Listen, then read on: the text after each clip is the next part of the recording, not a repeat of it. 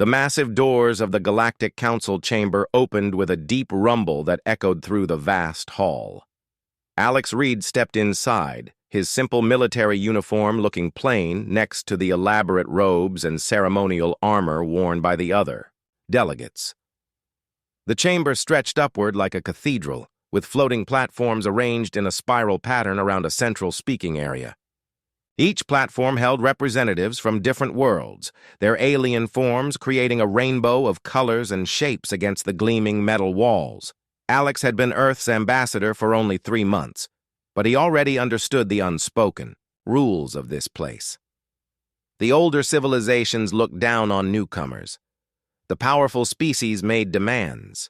The weak ones stayed silent and hoped not to be noticed. Humans fell somewhere in the middle, too new to have real influence but too stubborn to be ignored completely. The council speaker, a tall being with silver skin and 4 arms, gestured for silence. The hundreds of conversations happening in dozens of languages slowly died away. Alex noticed how many eyes turned toward him as he walked to the human platform. Some looked curious, others seemed annoyed. A few appeared hungry, like predators, watching prey. "The Council recognizes War Commander Thresh of the Draconis Empire," the speaker announced. A platform near the top of the chamber lit up with golden light. Standing on it was the largest being Alex had ever seen in person. Thresh stood at least 8 feet tall, with dark green scales covering his body like natural armor. His arms ended in claws that could probably slice through steel, and his yellow eyes glowed with an inner fire. When he spoke, his voice boomed across the chamber without any need for amplification. "Honored delegates," Thresh began, his tone making it clear he thought most of them were anything but honored. "The Draconis Empire has served this council faithfully for 2,000 years. We have brought order to chaos. We have protected the weak from the strong. We have expanded the boundaries of civilization across the galaxy." Murmurs of agreement came from several platforms. Alex had read about the Draconis Empire during his preparation for this job. They controlled nearly 50 star systems and had one of the most powerful military forces in the galaxy. They also had a reputation for being proud to the point of arrogance. "Yet now," Thresh continued, his voice growing louder, "we are expected to treat these newcomers as equals." His clawed hand pointed directly at Alex. "These humans, who have barely learned to leave their own planet, demand a seat among civilizations that have existed for millennia. They bring nothing to this council except primitive weapons and crude manners." The chamber erupted in noise. Some delegates cheered. Others hissed or made sounds that Alex assumed were expressions of disapproval in their languages. He forced himself to stay calm and keep his expression neutral, even though his hands wanted to curl into fists. The speaker called for order, but Thresh was not finished. "The Draconis Empire formally challenges the human delegation to ritual combat. If they win, they may keep their seat on this council. If they lose, they will return to their small corner of space and trouble us no more." The silence that followed was complete. Alex could hear his own heartbeat in his ears. Ritual combat was an ancient tradition in the Galactic Council, dating back thousands of years to when disputes between species were settled by single combat between champions. It was rarely used anymore, mostly because few species were foolish enough to challenge the established powers. Alex looked around the chamber and saw the expressions on the alien faces. Most looked shocked. A few seemed excited by the prospect of violence. The older, more powerful delegations appeared pleased, as if Thresh had just solved an annoying problem for them. "The human delegation has 1 standard day to respond," Thresh announced.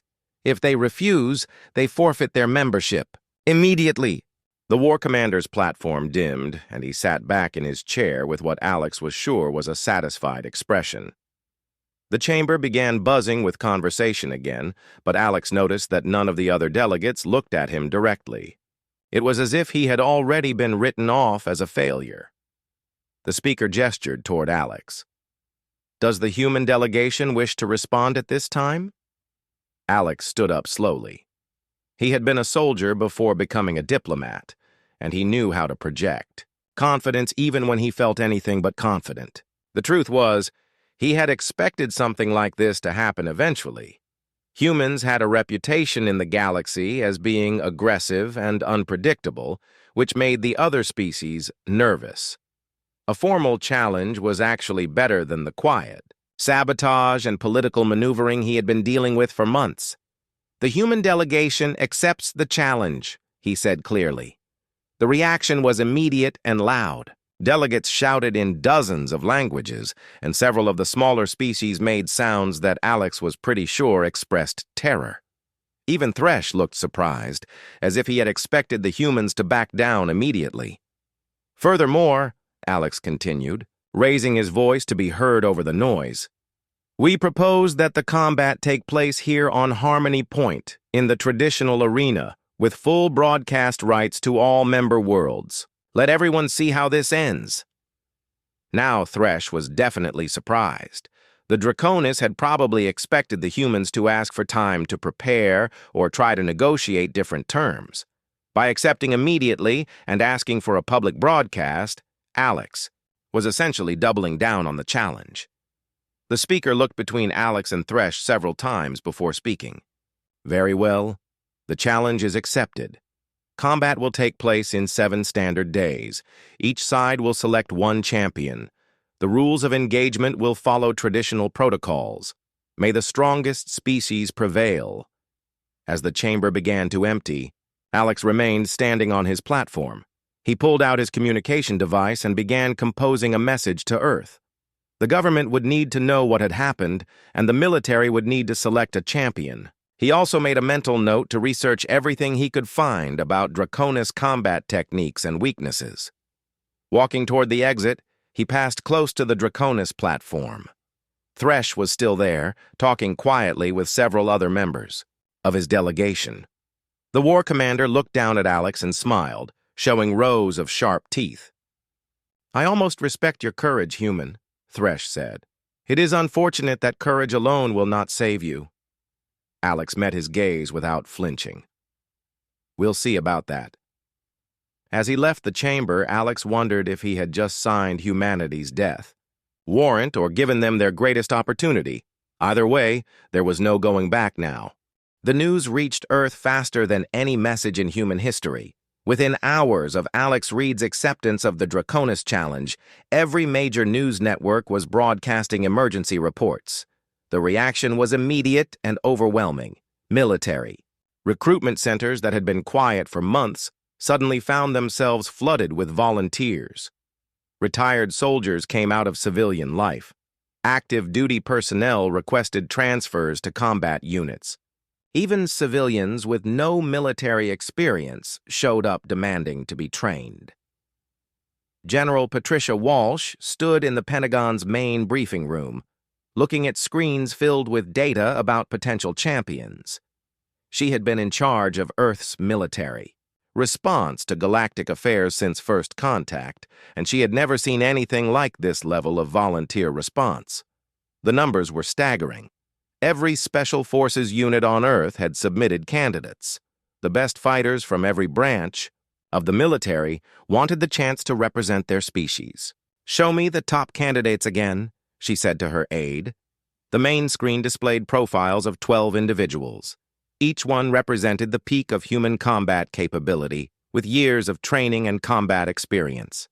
But one name stood out from the rest. David Torres had been a Special Forces operator for 15 years before retiring to train new recruits. His record was impressive even by elite standards. He had served in every major conflict of the past decade and had survived situations that would have killed most people. More importantly, he had a reputation for thinking his way out of impossible situations. When brute force failed, Torres found another way to win. Get him here immediately, Walsh ordered. While Earth prepared its champion, the galactic community was buzzing with excitement and speculation. Betting markets opened on dozens of worlds, with odds heavily favoring the Draconis. Most alien species considered the outcome so obvious that they were betting on how quickly the human would be defeated rather than whether he would win. But Dr. Lisa Chen, Earth's chief xenologist, was digging deeper into the historical records.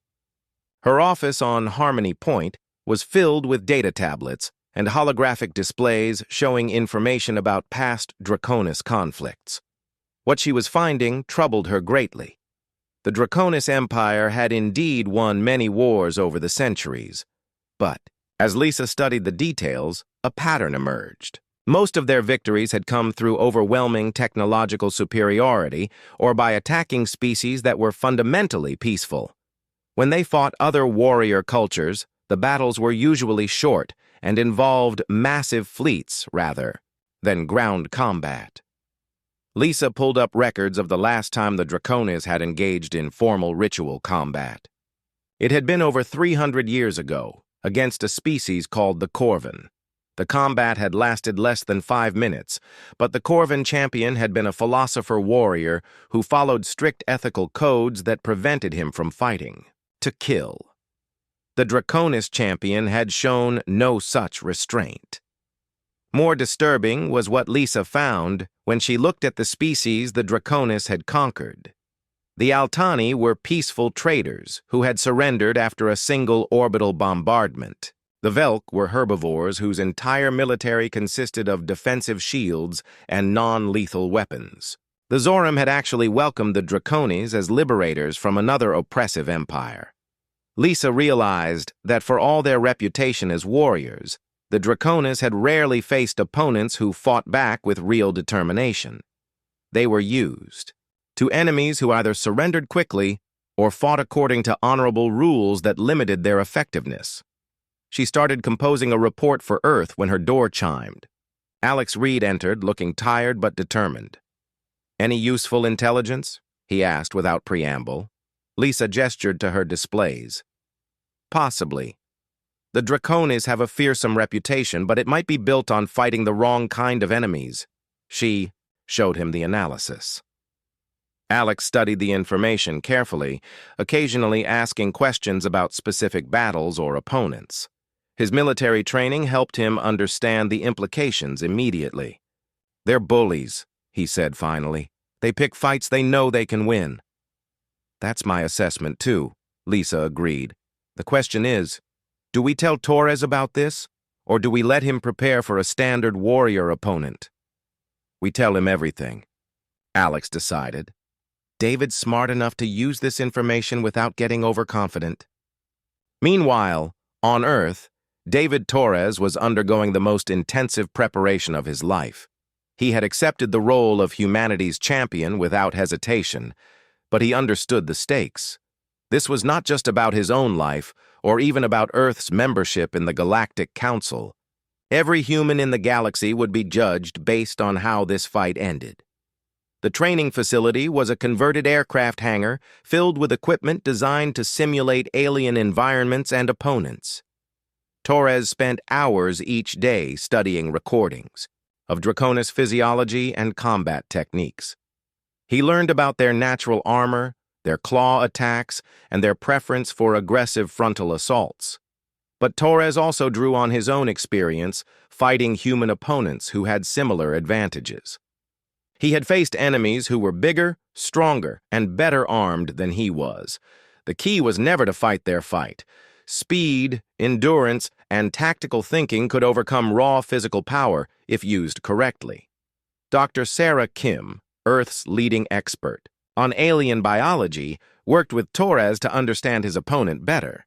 "The Draconis have incredible strength and natural weapons," she explained during one session. "But their heavy bone structure and muscle mass make them less flexible than humans. They also have a higher metabolic rate, which means they tire more quickly during sustained activity." Torres nodded, filing away every detail. "What about their psychology? How do they think during combat?" "Based on our observations, they prefer direct confrontation. They're used to intimidating opponents into making mistakes. They also seem to have difficulty adapting when their initial strategy fails." This information was crucial. Torres had seen human fighters with similar mental approaches. They were dangerous when everything went according to plan, but they became confused and vulnerable when forced to improvise. As the week of preparation continued, messages of support poured in from across human space. Entire planets held prayer, vigils. Children sent drawings of Torres defeating monster-like aliens. Veterans offered advice and encouragement.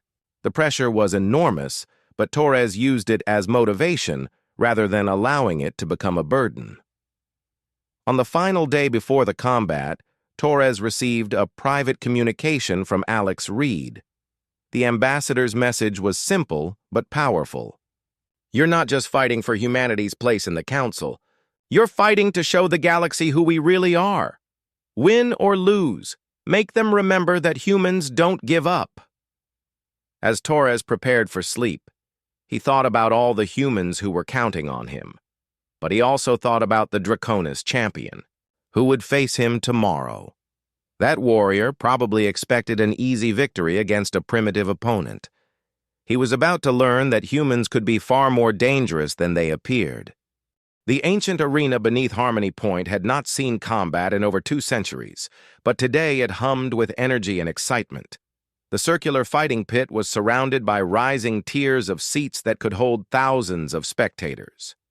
Every seat was filled, and additional viewing platforms had been installed to accommodate the unprecedented crowd. Representatives from nearly every species in the Galactic Council had come to witness what most believed would be humanity's final moments on the galactic stage. David Torres walked through the preparation chamber, checking his equipment one final time. He wore simple combat gear designed for maximum mobility rather than protection. His weapons were basic by galactic standards: a combat knife, a sidearm, and his own training and experience. Across the arena, he knew his opponent was making similar preparations, probably with far more confidence. The betting displays throughout the station showed odds of 50-1 against the human. Some bookmakers had stopped taking bets on Torres, winning, and were only accepting wagers on how long he would survive. The shortest odds were on less than 2 minutes. The longest suggested he might last as much as 10 minutes if he ran away effectively. Ambassador Alex Reed entered the chamber, followed by Dr. Lisa Chen. Both looked tense but tried to project confidence for Torres's benefit. "The whole galaxy is watching," Alex said quietly. "No pressure." Torres smiled grimly. "I've had worse briefings. At least this time I know who the enemy is and where to find him." Lisa handed him a small data pad with final intelligence about his opponent. Krex is their best warrior, but he's also typical of Draconis fighters. Strong, aggressive, used to winning quickly. He's never faced an opponent who could match his endurance. "Good," Torres replied, memorizing the information. "Then he's in for a surprise." The arena announcer's voice boomed across the facility in the common galactic language, followed by translations in hundreds of local tongues. "Citizens of the galaxy, welcome to this historic combat. Today, the Draconis Empire and the human delegation will settle their dispute in the ancient tradition of single combat." Torres could hear the crowd's reaction even through the thick walls of the preparation chamber. The sound was like ocean waves mixed with a thunderstorm.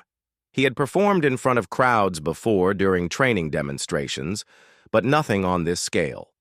Millions of beings across the galaxy were watching through. Live broadcasts, and the outcome would determine humanity's future among the stars.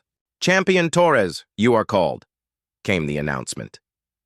Torres walked through the tunnel that led to the arena floor.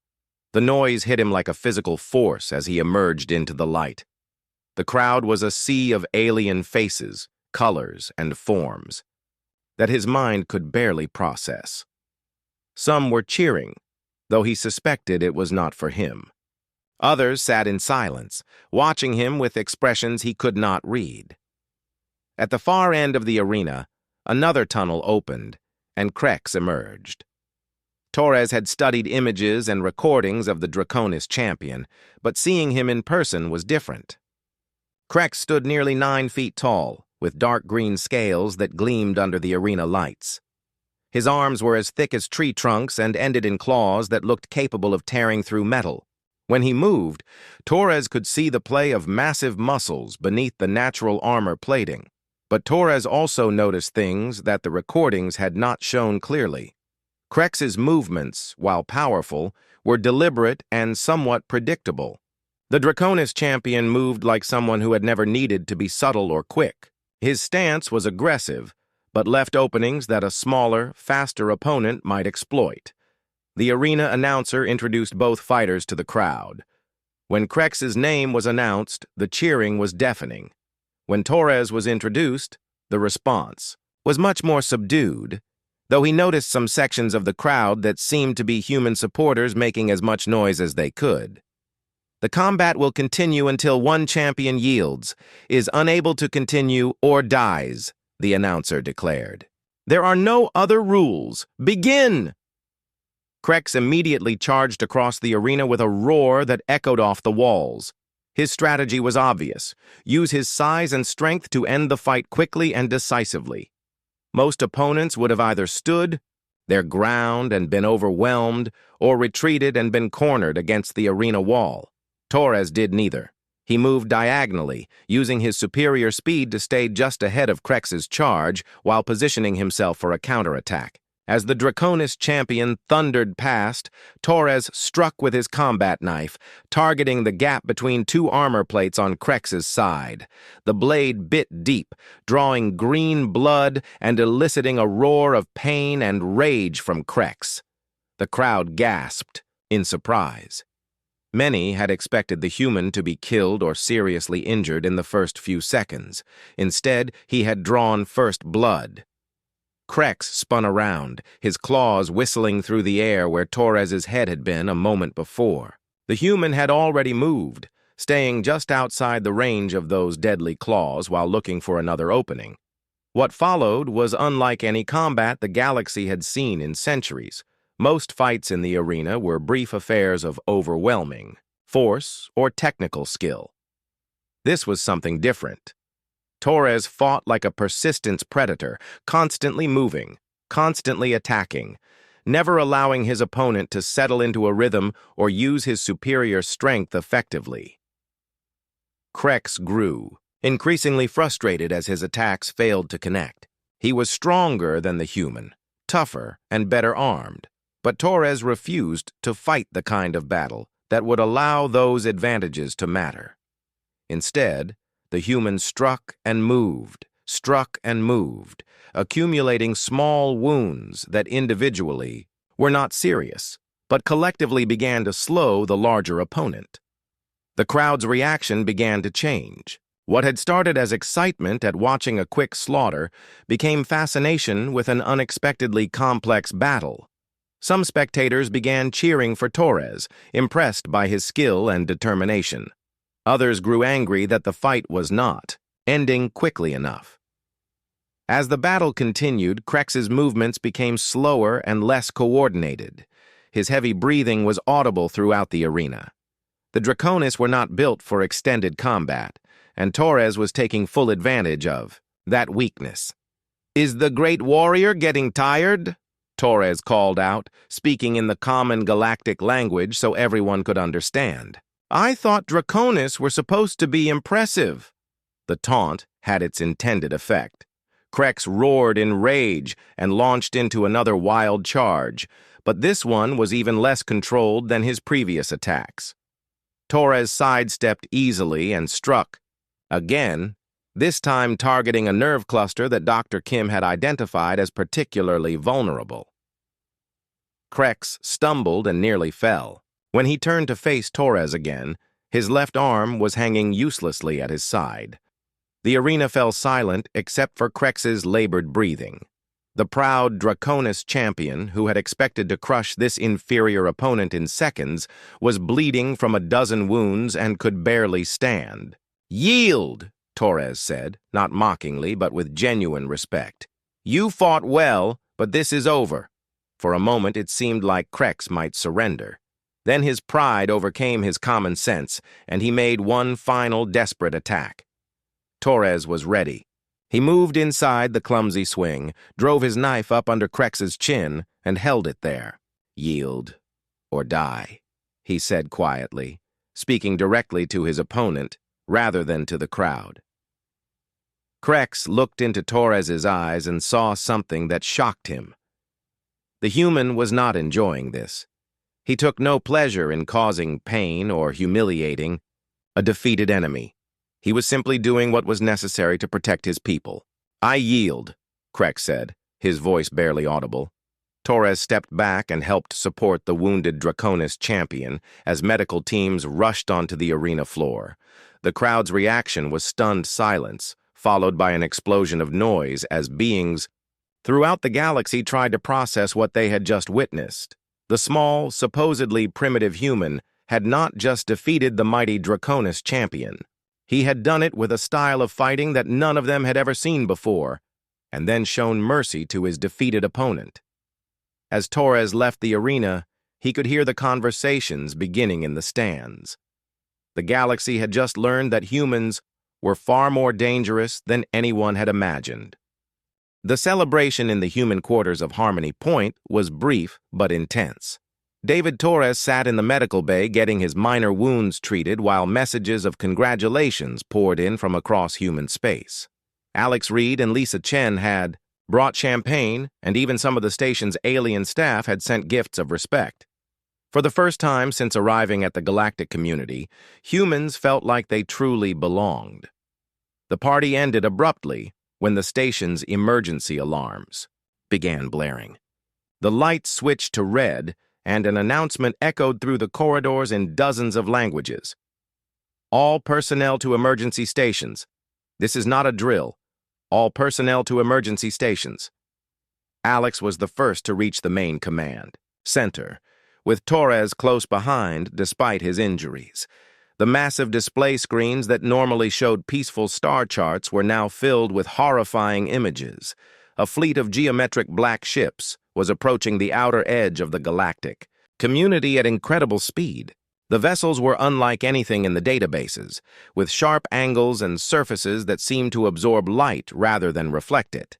Station Commander Volk, an elderly being from one of the founding species, was coordinating the response. His usually calm demeanor was replaced by barely controlled panic. "Long-range sensors picked them up 3 hours ago," he explained to the growing crowd of delegates and officials. "They're moving faster than anything we've ever recorded, and they're not responding to any communication attempts." "How many ships?" Torres asked, his military training taking over. "At least 3,000 that we can detect," Volk replied. "Possibly more. They're maintaining perfect formation and heading directly for our most populated systems." Lisa was studying the sensor data on a nearby screen. "These energy signatures don't match any known technology. The power output from each ship is enormous, and they're generating some kind of field that's interfering with our deep scans." More delegates were arriving in the command center, including War Commander Thresh of the Draconis. The proud warrior looked shaken and confused. His empire's forces had been tracking the approaching fleet, and their analysis was even more troubling than what Harmony Point had discovered. "These are the Devourers," said Elder Quinn, a representative of one of the galaxy's oldest civilizations. Her words caused immediate silence throughout the command center. "We thought they were a myth, a story told to frighten young civilizations into cooperation." "What are Devourers?" Alex asked. The elderly alien's expression was grim. "Machine, intelligences that consume entire worlds. They strip planets of all resources, convert the materials into more ships and weapons, then move on to the next system. According to the legends, they wiped out entire galactic sectors millions of years ago before disappearing into the dark regions beyond our borders." The main display updated with new information. The fleet's estimated time of arrival at the nearest inhabited system was 18 hours. Military forces from across the galaxy were mobilizing, but the numbers were discouraging. The combined fleets of all Council species might match the Devourer force in quantity, but no one knew how the technologies would compare. Torres studied the tactical displays while the political leaders argued about response strategies. His combat experience gave him insights that the others lacked. "They're not just moving fast," he observed. "They're moving with purpose. This isn't exploration or random expansion. They've planned this assault." "How can you tell?" Thresh asked. Despite their recent combat, the Draconis commander had developed a grudging respect for human tactical thinking. "Look at their formation," Torres explained, highlighting sections of the display. "They're not bunched up like a migration fleet, and they're not spread out like explorers. This is an attack formation designed to hit multiple targets simultaneously, while maintaining mutual support." Thresh studied the pattern Torres had identified and nodded slowly. His own military training confirmed the human's analysis. "You're right. This is a coordinated invasion, not random aggression." The reality of the situation was becoming clear to everyone in the command center. The galactic community faced an enemy that outnumbered them and possessed unknown, but clearly advanced technology. Worse, most of the Council species had lived in peace for so long that their military capabilities had atrophied. "We need a unified command structure," Torres said, addressing the room. "Every species fighting independently will just give them easy targets." "The Draconis Empire will coordinate the defense," Thresh announced, his voice carrying the authority of long military tradition. "We have the most experienced commanders and the largest fleet." The response was immediate and negative. Several alien delegates began speaking at once, each insisting that their species should lead the defense. The argument grew heated, as precious time was wasted on political maneuvering. Elder Quinn's voice cut through the chaos. "According to the oldest records, the Devourers were only stopped once before. The species that defeated them used tactics we had never seen before. They fought in ways that confused the machine intelligence because they were unpredictable and adaptable." "What species was that?" Alex asked. "Unknown," Quinn replied. "The records are incomplete, but the descriptions of their fighting style sound very similar to what we witnessed in the arena today." All eyes turned to Torres and Alex. The implications were clear, but almost unthinkable. The newest, smallest, and supposedly least advanced species in the Council was being suggested as the leader for the galaxy's defense. Thresh was the first to speak. "I have fought humans now, and I have studied their methods. They do not think like the rest of us. Where we see impossible situations, they find unexpected solutions." He paused, clearly struggling with what he was about to say. "The Draconis Empire offers its full support to human leadership of the defense." The command center erupted in shocked voices. Several species objected immediately, but others were nodding thoughtfully. The demonstration of human capabilities in the arena had been impressive, but this was far beyond single combat. "You want us to trust the defense of the galaxy to a species that just learned to travel between stars?" demanded the Zephyrian representative.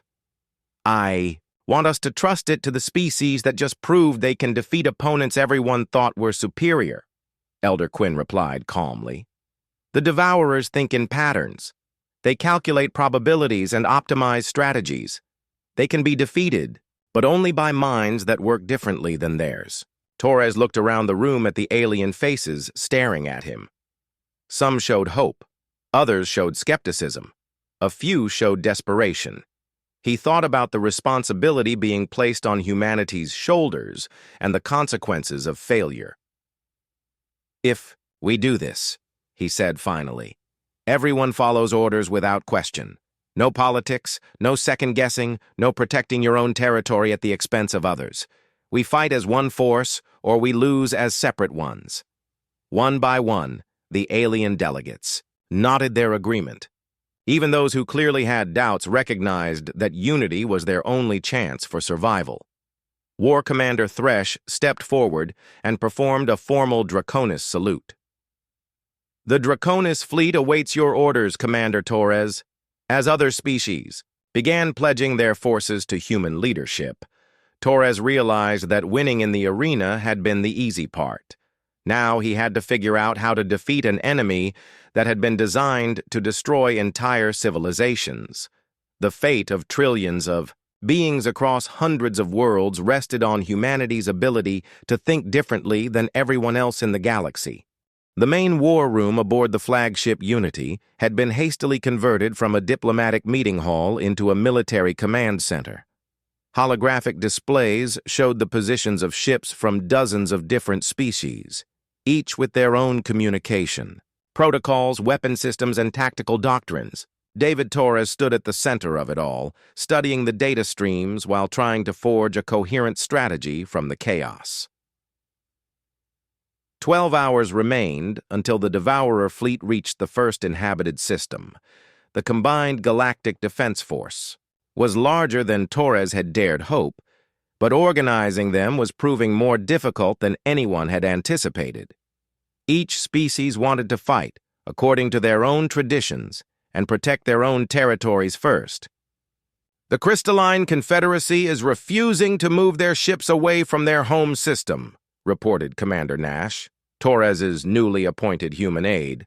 They say they'll fight, but only if the battle comes to them. And the Aquatic Alliance won't coordinate with the Draconis because of some territorial dispute from 3 centuries ago, added Ambassador Alex Reed, who was handling the political aspects of the crisis. Torres rubbed his temples, feeling the weight of responsibility pressing down on him. Every decision could mean the difference between survival and extinction for entire civilizations. He had commanded special operations teams before, but never anything approaching this scale or complexity. "Sir," called out Lieutenant Kim from the communications station. "The Devourer fleet just changed course. They're splitting into 3 separate attack groups." The main tactical display updated to show the new threat pattern. Instead of a single massive assault, the enemy was now approaching 3 different systems simultaneously. The machine intelligence was adapting to the defensive preparations, forcing the galactic forces to spread their strength across multiple fronts. War Commander Thresh approached Torres with a grim expression. "This complicates our defense significantly. Traditional strategy would be to concentrate our forces at the most important system and sacrifice the others." "No," Torres replied immediately. "We don't sacrifice anyone. That's exactly what they expect us to do." He studied the display for several minutes while the alien commanders waited for his decision. The conventional military approach would indeed be to choose the most strategically valuable target and concentrate all available forces there. It was logical, efficient, and exactly the kind of predictable response that a machine intelligence would calculate and counter. "We're going to do something different," Torres announced. "We're going to split our forces, but not evenly. Each attack group will face a different type of defense." He began outlining his plan on the tactical display. The first Devourer group, approaching the heavily industrialized Forge worlds, would meet a conventional defensive line with the largest ships and heaviest weapons. This would be the obvious strategic choice, and the machines would allocate their forces accordingly. The second group, targeting the agricultural systems of the Verdant Belt, would face a mobile defense based on hit-and-run tactics. Small, fast ships would strike and withdraw, forcing the Devourers to pursue them away from their intended targets. The third group, approaching the cultural centers of the Inner Spiral, would encounter something unprecedented in galactic warfare: organized chaos. Mixed units from multiple species would attack without apparent coordination, creating patterns that no machine intelligence could predict or optimize against. "This is madness," objected Admiral Vex of the Stellar Navy. "You're dividing our strength against a superior enemy. Military doctrine clearly states, military doctrine is what got your people conquered by everyone else for the past 1,000 years, Torres interrupted. "The Devourers have been analyzing galactic military doctrine longer than most of our species have existed. They know exactly how we're supposed to respond to this situation." Thresh nodded slowly. "So we don't respond the way we're supposed to. We respond the way humans would." "Exactly," Torres confirmed. "But that means everyone has to trust the plan even when it looks like it's failing. Especially when it looks like it's failing." The next few hours were a frantic preparation period. Ship captains from dozens of species attended briefings on human tactical concepts they had never encountered before. Terms like guerrilla warfare, strategic retreat, and acceptable losses were translated into languages that had no equivalent concepts. The Draconis adapted most quickly, their military mindset allowing them to grasp the aggressive flexibility that Torres was advocating. The more peaceful species struggled with tactics that seemed to involve deliberately taking casualties in order to inflict greater damage on the enemy. "Remember," Torres emphasized during the final briefing, "the Devourers expect us to fight, for territory, to defend fixed positions, to follow logical patterns. Instead, we fight for time, we defend ideas, and we follow our instincts." The first battle began exactly on schedule. Long-range sensors showed the Devourer ships engaging, the conventional defense at the Forge worlds. The reports were not encouraging. Despite being outnumbered, the machine ships were methodically destroying the galactic forces with weapons that seemed to ignore shields and armor. "Sir, Admiral Corks is requesting permission to withdraw," reported Nash. "His casualties are approaching 50%. "Tell him to hold position for 10 more minutes, then conduct a fighting withdrawal," Torres ordered. "The point isn't to win there. The point is to make them commit their heavy units." The second battle began 20 minutes later at the Verdant Belt. Here, the mobile defense was working better than expected. Captain Riley, commanding a mixed squadron of human and alien fast attack craft, was leading the Devourers on a deadly chase through asteroid fields and gas clouds. Every time the machine ships adapted to one tactic, the defenders switched to another. "Riley's group just destroyed their third Devourer vessel," reported the communications officer. "Enemy casualties are light, but they're being pulled away from the agricultural worlds." "Good. What about the third front?" The cultural centers of the inner spiral were where Torres had placed his most experimental strategy. Ships from different species were attacking in seemingly random patterns, sometimes working together, sometimes appearing to fight each other, always confusing the Devourer targeting systems. Elder Quinn, monitoring the battle from her own ship, sent a private message to Torres. "Your chaotic defense is working better than expected. The machine intelligence keeps trying to identify patterns that don't exist." But the overall situation was still desperate. Despite the tactical successes, the Devourers were adapting faster than anyone had hoped. Their ships were learning from each engagement, modifying their weapons and tactics in real time. "Sir, the Forge world's defense is collapsing," Nash reported. "Admiral Corks managed his withdrawal, but the Devourers are now heading for the populated planets." Torres made a decision that went against every military instinct he had ever developed. "Order all remaining forces to abandon the fixed defenses. Everyone falls back to Rally Point Charlie." Rally Point Charlie was an empty system between the three battle zones, with no strategic value whatsoever. Several alien commanders immediately protested the order, but Torres's authority had been established. Reluctantly, ships from across the galaxy began converging on the seemingly pointless location. "What are you doing?" Thresh asked privately. "We're abandoning millions of civilians to save empty space." "We're saving everyone," Torres replied. "Trust me."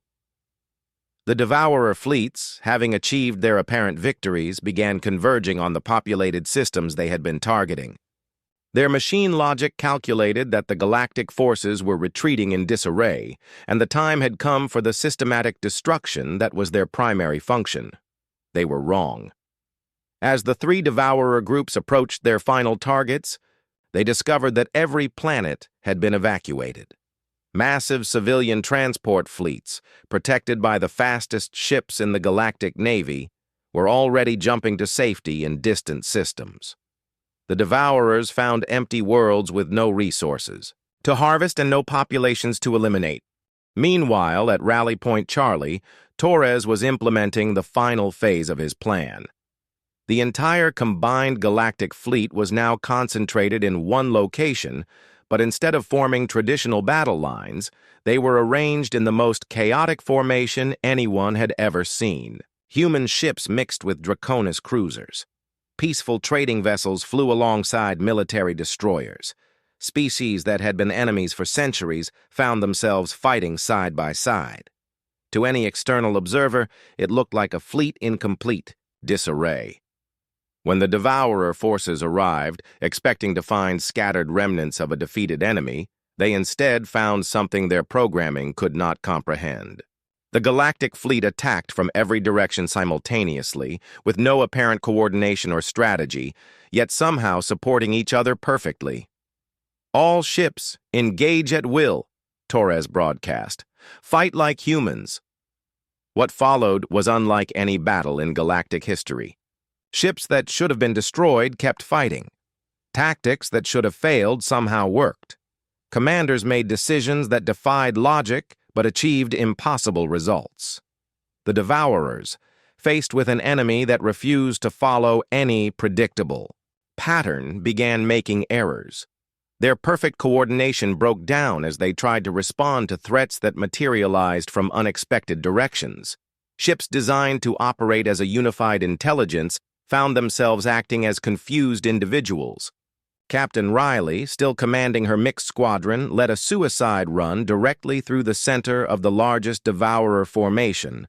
Instead of the certain destruction that military doctrine predicted, her ships emerged with minimal losses, having somehow threaded their way through defensive fire that should have annihilated them. War Commander Thresh, fighting alongside human marines in boarding actions against Devourer vessels, discovered that the machine ships were vulnerable to the kind of close-quarters combat that humans excelled at. "They don't know how to fight when the enemy is inside their own defenses," he reported with something approaching wonder in his voice. The battle raged for hours, but slowly the tide turned. Devourer ships that had seemed invincible began to fall. Their perfect formations dissolved into confusion as they tried to counter tactics that seemed to change every few minutes. Finally, the surviving Devourer vessels began to withdraw. For the first time in their long existence, they had encountered an enemy they could not defeat, could not understand, and could not predict. As the machine fleet disappeared into hyperspace, the galactic forces found themselves victorious but exhausted. Damage reports came in from across the fleet, but the casualties were far lower than anyone had dared hope. "How?" Elder Quinn asked Torres as they surveyed the aftermath. "By every military analysis, we should have been destroyed." Torres smiled, thinking of all the human soldiers throughout history who had won impossible battles through sheer stubbornness and refusal to accept defeat. "We fought like humans," he said simply. "We didn't follow the rules because we didn't know there were any rules to follow." In the days that followed, the Galactic Council underwent a fundamental transformation. Humanity was not just accepted. As a member species, they were offered permanent leadership of the Council's military forces. The Draconis Empire, once the dominant military power, requested a formal alliance with Earth and began sending their finest warriors to train with human forces. War Commander Thresh, now Admiral Thresh, became Torres's second-in-command. "You taught us something important," he told Torres during the victory celebration. "Strength isn't just about having the best weapons or the biggest ships. Sometimes strength is about refusing to quit when everyone else thinks you should." As Earth's status in the galactic community was permanently secured, Torres reflected on the strange turn of events that had brought them to this point. A formal challenge meant to humiliate humanity had instead revealed their greatest strength: the ability to fight when fighting seemed hopeless, to adapt when adaptation seemed impossible, and to find victory in the places where logic said only defeat could be found. The galaxy had learned that humans were indeed dangerous, but not in the way anyone had expected. They were dangerous because they refused to be predictable, refused to accept defeat, and refused to follow anyone else's rules about what was possible. And in a universe full of ancient civilizations and advanced technologies, sometimes the most dangerous thing of all was a species that was too young to know better.